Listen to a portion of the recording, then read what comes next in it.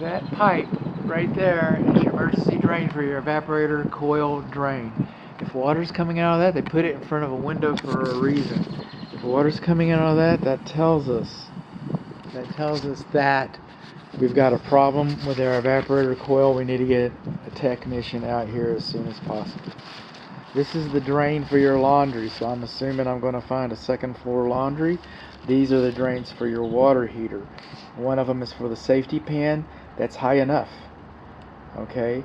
One of them is for the temperature pressure relief valve, and it's too high. It should not be farther from the ground than 6 inches. We've also got a little parge coat right in here on our foundation. We've got some holes right in here that tells us that it was a post-tension slab foundation, which is very good. They make different types, a couple different types. I don't know which one, but it's post-tension. But that's not why we're here. That's the reason why I talked over here to show you the drain. We can move on up here. This vent right there has a screen on it. That's your fresh air induction vent. That's your fresh air induction vent, and in this part of the country, we're supposed to have screens on them. In other parts of the world, for other reasons, they don't have screens, but we're supposed to have them. So there we go. And there's that mouse trap over there. We got some mouse dookie over here. This is our condensing unit. Really, this is what this video is supposed to be about. Our refrigerant piping is properly insulated. Our Schrader valve caps, look that up, but we've got the proper Schrader valve caps. This is our data plate right here, where we learn that we've got a 4-ton system. We learn that it's 1 year old. We learn that it's 410A. 410A was always intended to be a stopgap temporary refrigerant. It's no longer manufactured in the United States, no longer imported legally into the United States. Can you still get it? Yeah, they have stockpiles of it. But they're not making compressors for it anymore. They're not making valves for it anymore. They're not making coils for it anymore. They're not making the evaporator coils for it anymore. So there's certain parts on this, if they break, you're going to have to update the whole system. Unfortunately, that's where it is. That's why you want to keep the system in tip-top running conditions. Now, within 60 days, the builder should have registered this condensing unit, the evaporator coils, and the furnace. All this equipment should have been registered with Linux so that they could confirm that they're compatible. And that way you would have an extended warranty. Without the extended warranty, all you have is the warranty that the builder gave you. That's all you got. 1 year, 2 years, and then after that, and I've got air conditioning friend, buddy, and I'm sure he's not unique. In fact, he's just a regular guy, and he tells me that every year he does thousands of dollars of unwarranted work that should have been warranted, that people are paying for it because they didn't get their equipment registered like they should.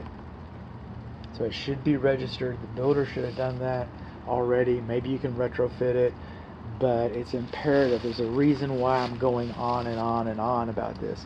I'm trying to save you a couple dollars down the road. So now over here, we start reading our data plate. We come down here and we see the maximum fuse is 35 amps. 35 amps.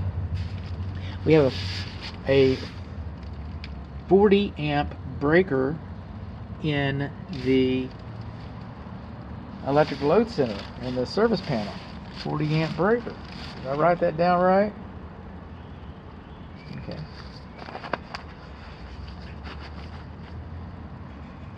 It's either overfused or underfused. Check your report. If it's underfused, then you have the possibility that this thing will get hot enough on a nice hot summer day, but not too hot, and it would trip because the breaker's too small.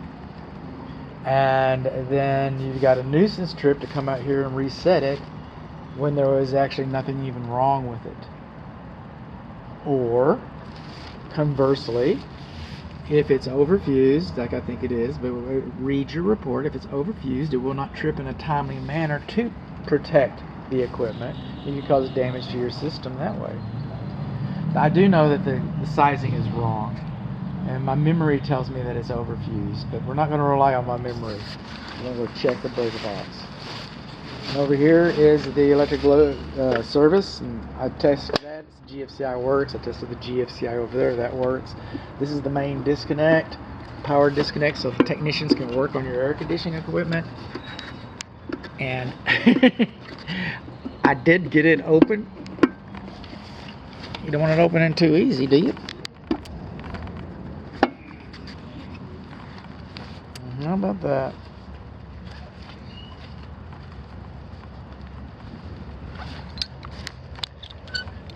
I opened this with my hands. I didn't have to do this like a baby. I did. I promise I did. And I open this up, and I've got a still image, and it'll say disconnect.